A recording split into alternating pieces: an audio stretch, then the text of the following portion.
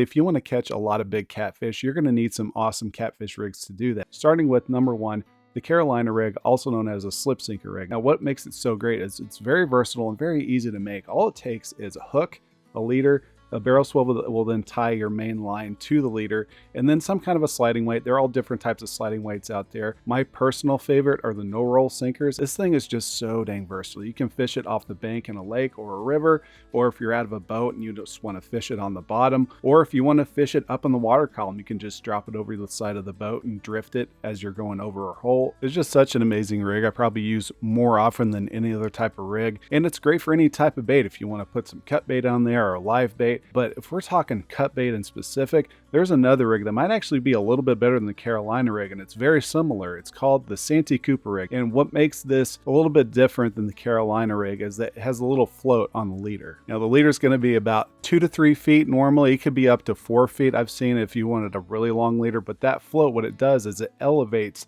the bait off the bottom. And you can fish it in all the same types of areas. If you're fishing in a lake or a river, you can fish it off the bank. You can fish it on the boat if you're anchored up or if you're drifting. But in my opinion, where this excels a little more than the Carolina rig is when you're trolling. Now, whether your boat is being moved by the current or a trolling motor, casting that Santi Cooper rig out the back with a piece of cut bait, what that float does is it elevates it off the bottom as you're drifting down river. It gives that nice presentation to the catfish, whether they're actively feeding or they're a little more dormant, just like waiting in those ambush points, just kind of waiting for something to float by them so that they can get a nice, easy meal. In my opinion, the Santi Cooper does that better than any other rig.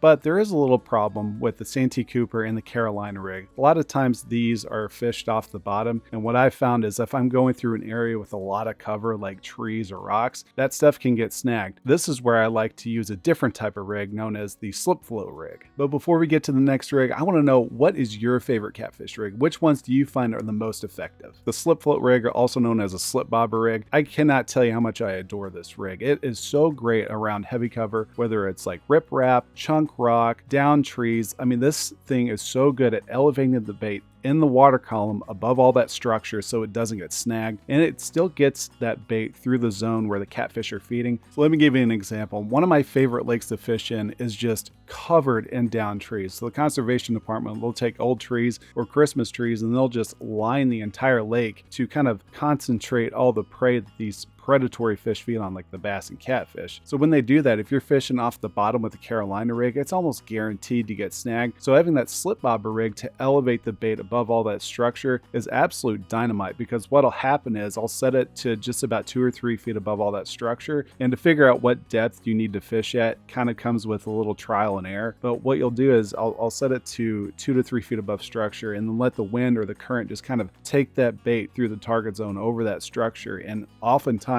those fish are going to be all over it because they're going to be hunkered down in that structure because that's where their prey is going to be most of the time. But that's not always the case. Now, catfish have a reputation for being bottom feeders, and they absolutely do feed off the bottom, but that's not always true. Sometimes they'll be up in the water column, like mid column or upper column, depending on where their prey is. So like sometimes if you're fishing off the bottom and you're not getting any bites, but you notice that there are some bait fish either on your fish finder or you're on the bank and you see some fish jumping around at the surface, the advantage that the slip float rig has is that you can adjust the depth because there's a bobber stop somewhere on the main line. You can slide that up and down to set the rig at the proper depth so that you can get the bait in front of those predatory fish and hopefully get a bite. So if you find yourself in an area with a lot of structure, like I said, down trees or even dams, this rig excels at that. But I just mentioned dams. There is another rig that is specifically designed to work around dams. It's called the 3-way rig, also known as a breakaway rig. Now, what sets this apart from the other rigs is that it has a special piece of equipment. It's the 3-way swivel, right? So on 1/3 of the swivel, you'll have your main line, and then the other 2 sides, you'll have your leader. Of course, you'll have a hook on the end of that, but then you also have the 3rd line, which is the weakest line on the rig, and that's going to have your sinker, because the way it's designed, right? If you're fishing at a dam, it's going to have like a lot of chunk rock, like huge pieces of concrete and stuff. It's almost guaranteed that your rig is going to get snagged on that stuff. So the way it happens, like if you're fishing at a lock and dam, these places are huge.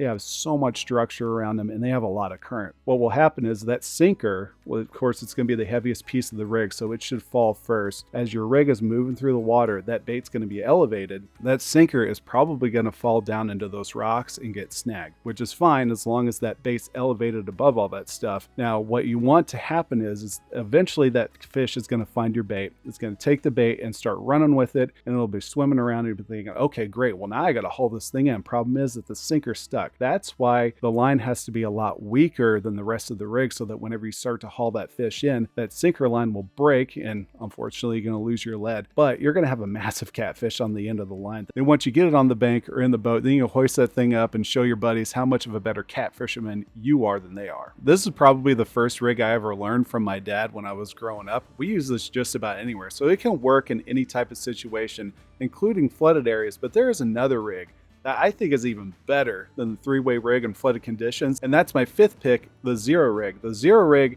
is pretty unique and very, very simple compared to all the other rigs that I've talked about so far because it doesn't have a leader. That's right, all you need is a hook and a sinker. What makes it so different compared to the other rigs when you're fishing in flooded waters is it anchors your bait down by that sinker, keeping it in one place. Because if you're fishing in toward current, right, there's just so much current out there, whether you're fishing on the current break or you're fishing in an eddy. Those flooded waters are a fast moving river. It's just gonna have so much current that if you're fishing with like a really long leader, let's say the Santi Cooper rig or the Carolina rig, that bait is just going to be flopping all over the place. And for whatever reason, whenever that bait's just flying all over the place, it can discourage catfish from eating it. But if you use that Zero rig and anchor that bait down by the sinker, that keeps it in one place. So if the fish are actually swimming around in that eddy, having that bait locked down in one place is a lot more inviting for those fish as opposed to if it was just twirling around all over the place. But rapid current is not the only place that this rig works. It also works really well inside of heavy brush because you don't have like a really long leader or a bunch of gear to get tangled up in all the branches and twigs and stuff that you'll find in the brush. But that Zero rig, since it has so little gear on it, it's less likely to get snagged on all those branches and stuff. And so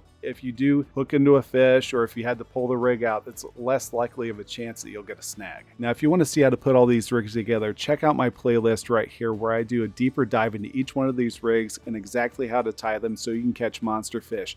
I hope to see you there. Thanks for watching.